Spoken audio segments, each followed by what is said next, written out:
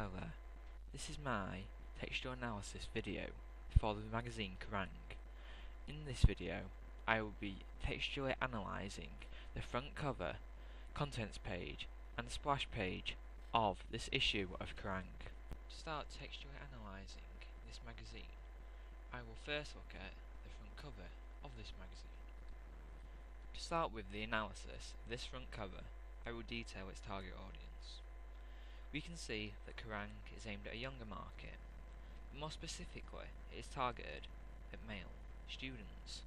And the reason I am saying this is that the whole musical subculture within society is one we associate with teenagers and young adults, the majority of are classified as students. Secondly, the type of music this magazine covers is normally associated with males. And finally, the elements on the front cover, such as the images of bands who attract this youth market, and the masthead which has connotations of nonconformity, which is something that people at this impressionable age strive for, all bring me to the conclusion, like I've already said, that Kerrang is aimed at young males, in particular male students. I will now move on to looking at the masthead of the magazine, which is in a white, bold, cracked font, which gives a resemblance of cracked glass, on a black background with an intonation marker at the end of the name of the magazine.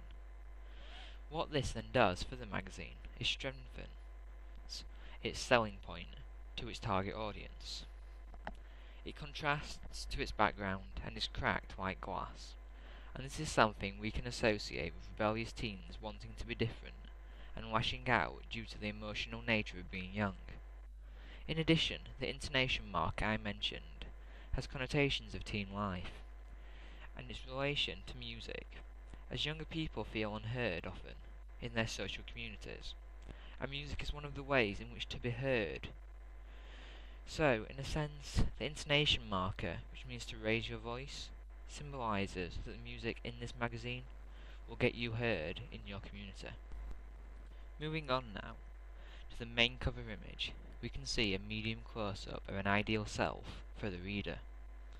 The reason this image represents an ideal self is conveyed through the mise-en-scène elements of colour, costume and gesture.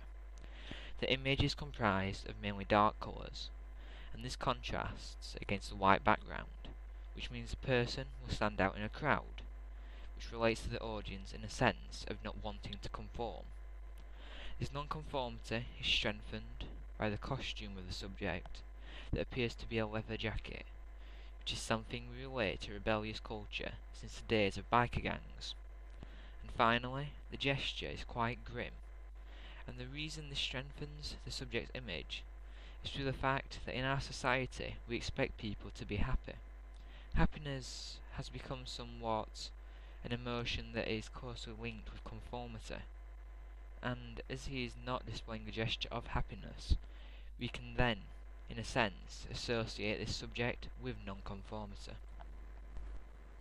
If we can now look at the main cover line, which is the one detailing the Nine Inch Nails and their upcoming final London show, we can see further connotations mediated into the text. The name of the band is in a bold white font, saying that they are something special. They stand out in a crowd, and this then relates to the reader, in the way I stated when talking about the main cover image. The symbol of a plus sign is used to try and relate the magazine to the audience for its relation to the communication format of texting, which is something the target demographic are known for. And finally, the word final has connotations of something running out, and as such being desirable, which along with our society being materialistic would attract students as they have in part a disposable income. The other cover lines present mainly just detail the names of the bands which are portrayed in the issue, and doesn't really have symbolic value, apart from them being mostly bands that are well known and associated with the target demographic or sub-genre culture of the magazine. Apart from these names, we have a cover line stating there is something free in the magazine, which would make it desirable, and finally we have the word special, which again indicates the desirability of the magazine.